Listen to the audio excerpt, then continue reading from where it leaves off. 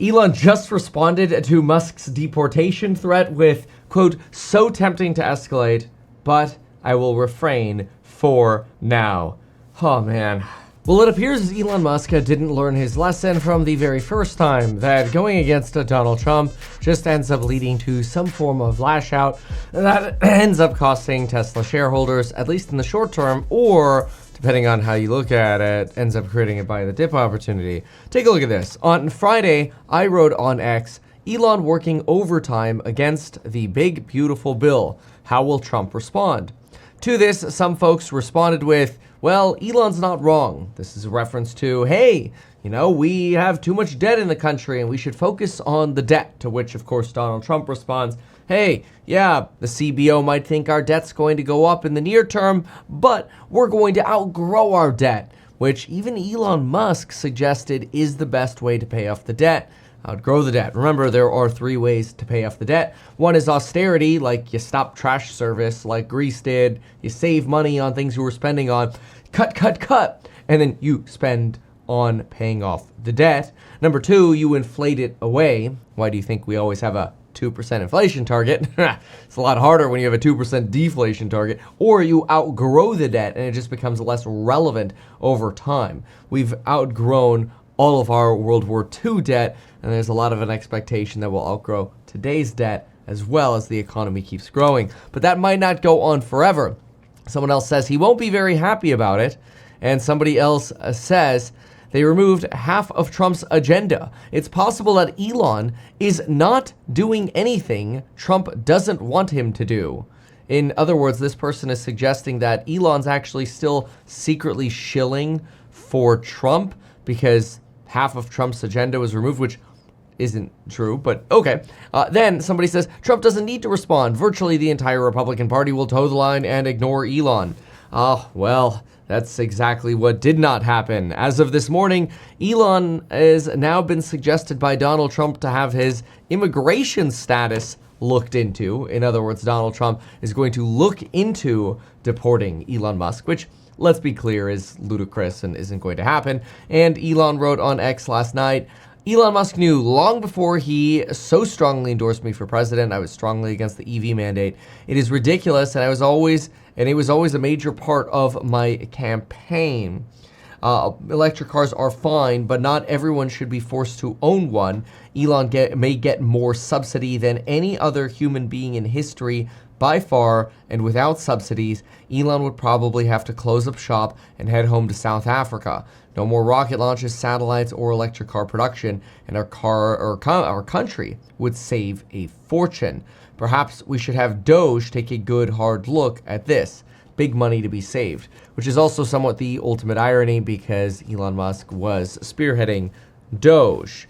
That said, there are other reactions that we should look at as well, including Elon Musk, who, as you can see here, says, when are we going to flatten the curve? And here is a, non-logarithmic, just nominal representation of the U.S. national debt, which doesn't account for inflation basically over time.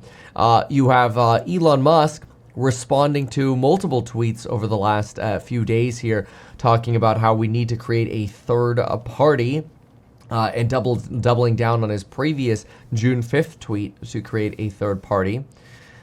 He says that let's see, where was his tweet? He had a tweet where he says, I'm for all subsidies going away. So he's tweeted a whole lot more even in the last 6 hours. I don't think he slept at all. But anyway, over the last 10 hours or so, he says, all I'm asking is that we don't bankrupt America. What is the point of the debt ceiling if we keep raising it?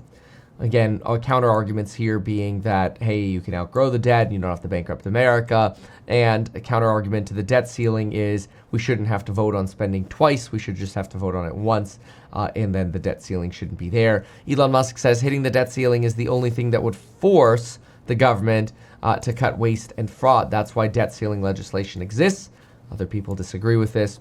Elon also, at some point here, there's so many tweets here, goes on to say that all I'm asking for is that we get rid of all subsidies. And this is a reference to the fact that the big beautiful bill includes subsidies now to things like coal and takes away subsidies for things like battery manufacturing in the United States. Elon suggests that China is going to catch up to us, and of course takes away not only subsidies for electric vehicles, but moves up the subsidy expiration from the end of the year to, I believe, August or September, somewhere in that time frame. It moves it up a few months.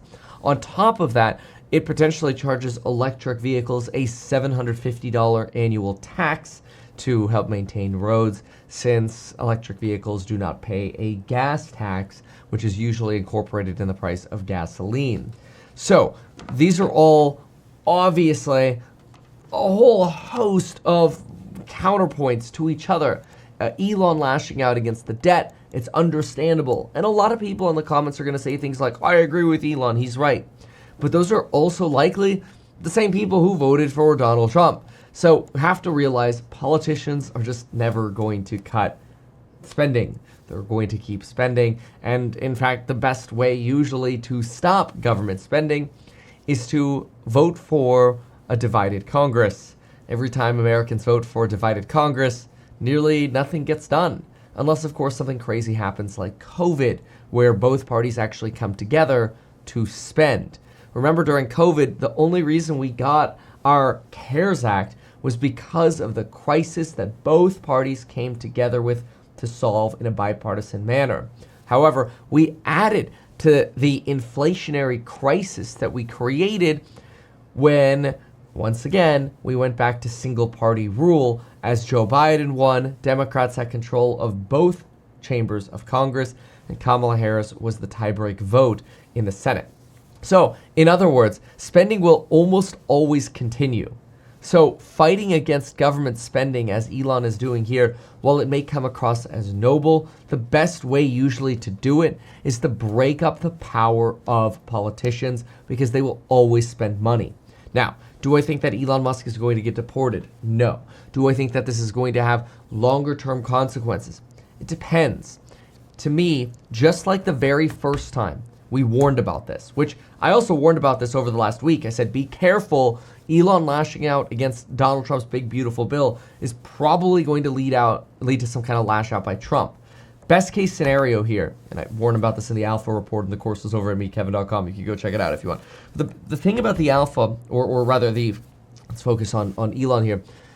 The thing about Elon is this pain will pass once this bill passes.